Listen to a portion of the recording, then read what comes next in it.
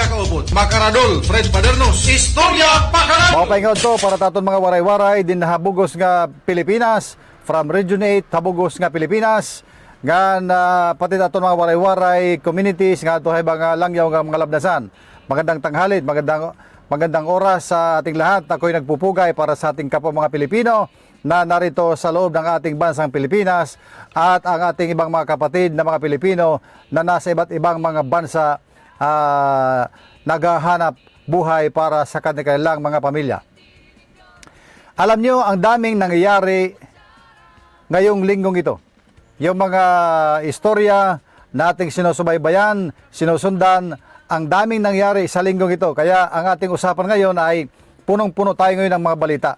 Unang-una, ang magandang balita na masayang-masaya ngayon ang pamilya ay ang pamilya ni Senador Bong Revilla.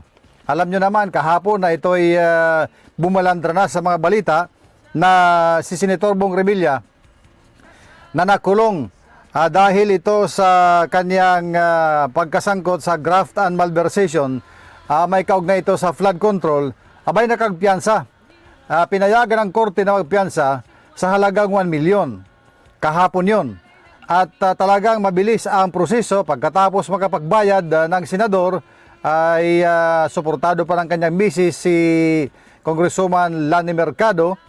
At pagkatapos makapagbayad ay bumalik agad sa kung saan siya nakakulong sa Quezon City Jail upang iproseso ang kanyang release. At ilang oras lang, ilang minuto lang ang dumaan ay talagang nakalaya na pansamantala itong at ilang minuto lang ang nakalipas ay nakalaya ng pansamantala si Senador Bong Revilla at iyon na nga, nakauwi na sa kanilang bahay. Later in that day, kahapon, pati sa gabi, ay nagpost naman itong si Senator Revilla na kasama na niya ang kanyang pamilya, masaya, kitang-kita sa kanyang mukha ang ngiti at saya sa kanyang pagkakalaya temporaryo kahapon. Bakit nagtataka ang iba? Kaya naman, napupuno ngayon ng tanong ang ating social media, yung mga tao nagtatanong, bakit daw nakalaya o bakit daw nakagpiyansa si Senator Bong Revilla samantala yung ibang nag-apply kagaya ni Senator Marcolita, kagaya ni Senator Jingo Estrada ay denied naman ang kanilang request para sila makagpiyansa o makapag-bail. Alam mo, ang kaso dito sa kinasasangkutan ni dating Senador Bong Revilla ay graft and malversation. Pero ay yung malversation may kinalaman pa rin sa flood control. Ngunit hindi plunder ang kanyang kaso. Graft and malversation.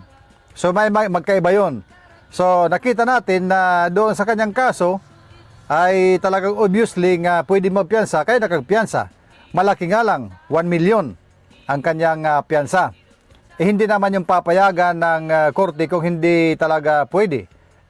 Nakagpiyansa nga, so malaya siya ngayon hanggang sa tatakbo ng kanyang kaso. Nasa labas siya at good luck na lang sa patuloy na paggulong ng kanyang kaso. Hihiringin yan habang siya nasa laya at pagka yan ay na-convict, alam nyo na ang mangyayari niyan. Pero kung mapawalang sala, magpapatuloy ang kanyang kalayaan sa labas kasama ng kanyang pamilya. Kaya masayang-masaya ngayon ang kampo ng dating Senador Bong Revilla. Isa yan sa mga naging mga magandang usapan kahapon na kailangan natin ipag-usapan para ma-update din ang ating mga nagsusubaybay sa mga istoryang ito, lalo-lalo ng mga fans ni Senador Bong Revilla na nagpa-picture pa yung iba. So nasa bahay na, at temporary liberty ang kanyang ini-enjoy ngayon matapos siyang makapagpiyansa. Ito pang isang sumabog na balita kahapon. Nagpa-preskon si Ombudsman Boying Remulla. At sa kanyang preskon kahapon, may malaking balita na sumabog. May kinalaman ito sa kinasasangkutan na gusot ng ating ng mga libisti si Congressman Leandro Libiste at saka si Senador Loren Legarda. At dahil dyan sa dahil sa kinasangkutan nilang kaso, ay inihayag kahapon ni Ombudsman Remulla na nasa preliminary investigation ngayon ng Ombudsman ang mga kasong isinampa laban kay Senador Loren Legarda at ng kanyang anak na congressman ng Batangas na si Congressman Leandro Libiste. Itong mga kaso na kailang kinasasangkutan ay may kinalaman ito sa solar firms, solar firm na kanilang negosyo na kung saan sila ay pumasok ng kontrata sa gobyerno na sila ang magsusupply ng kuryente in selected area nila na kanilang nasa kontrata, kung saan man yon, na sila magsusupply ng kuryente gamit ang kailang solar farm sa magitan ng kailang solar firm. Ang firm nila may solar farm, yung malawak na mga solar panel na nandoon para kumulikta ng kuryente mula sa araw. Ang init ng araw kino-convert into an energy na tinatawag na solar energy. Yun ang negosyo nila nitong Congressman Libiste na tinulungan ng kanyang ina na si Senator Loren Legarda. Nagkakalaga ito ayon kay Ombudsman Remulla ng initial na 10 billion kontrata. 10 billion, bravo. At ang nangyari dito, ayon sa Ombudsman, ang kontrata daw na pinasukan nila dito ay magsusupply sila ng kuryente gamit ang kanilang kuryente na kolekta mula sa solar. Pero walang nangyaring ganyan. Ayon kay Ombudsman Remulla, walang nakarating na kuryente sa mga tao at tila na kuryente lang ang gobyerno. At dito nagkaroon daw ito ng malaking danyos sa panig ng gobyerno at sa mga tao. Dahil ang nangyari ay ibininta lang ng mga Libiste ang solar firm nila sa kung sinong nakabili noon. Kumbaga, nagnegosyo lang. Naghanap lang ng ganansya, ng kita mula doon sa kailang farm. Dagdag pa ni Ombudsman Remulla, na alam nyo, sabi niya, ang araw ay pag-aari ng Panginoon. Ginawa ng Panginoon. Bakit kailangan ang mga tao na gagamit ng enerhiya mula sa solar o gagamit ng solar panel para sila magkakuryente sa kanilang bahay ay kailangan pang magpaalam sa kanila, kina Libiste, doon sa kanilang firm. Kailangan magpaalam, magparehistro na sila ay gagamit ng solar energy, ng solar panel. Para ano? Sabi ni Remulla, dapat ang solar, ang energy mula sa araw, dahil gawa yan ng Panginoon, libreng magagamit ng sino man, hindi pagmamayari ng kung sino man. Kailangan mo magparehistro.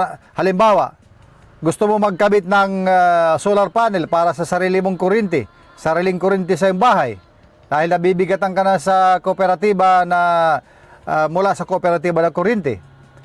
Yung mga solar panel mo, yung solar system mo na yan, na gagamitin mo sa sarili mong bahay, ay kailangan mong iparehistro sa kanila.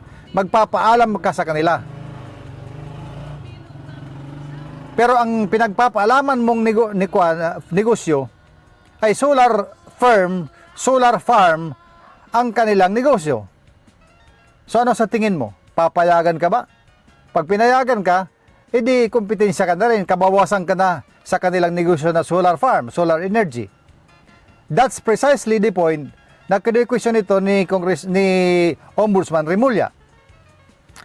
At may nasilip dyan na kamalian sa ginawa ng Congressman Leandro Libiste na siyang may-ari ng mga solar firm na yan na tinulungan. Sabi ni Remulla, hindi makakakuha ang ganyang kabata na congressman at 21 or 22 years old ng ganyang kalaking kontrata kung walang tulong dyan, hindi tinulungan yung kanyang ina na si isang senadora Loren Legarda by way of ano? By way of influence, being a senador. So, lahat ng yan ay tinignan ng ombudsman at ayun, nakita na kailangan ito, mayroong kailangan managot dito, may kakasuhan. Ayun, kinasuhan ang magnanay. Congressman Leandro Leviste at Senador Loren Legarda. Ngayong linggong ito, nasa preliminary investigation na ang kasong ito. At posibleng ito ay humulog din sa kaso na plunder. Actually, kahapon ang press con, binigkas yan ni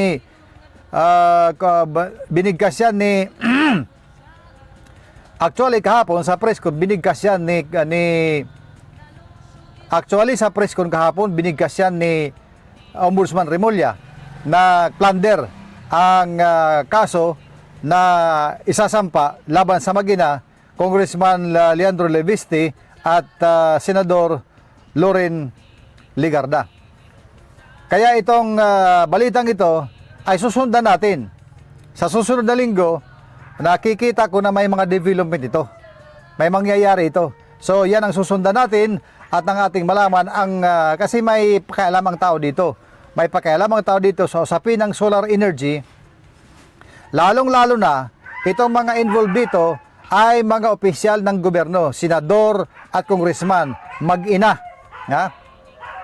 Anak ay congressman, nanay ay senadora. Kita mo yan? So, may pakialam dito ang taong bayan dahil sila ay mga public officials at kung saan agrabyado mismo ang gobyerno ayon kay Ombudsman Remulla. Kaya susundan natin ito sa susunod na linggo kung ano pa ang mga mangyayari ang susunod na kabanata.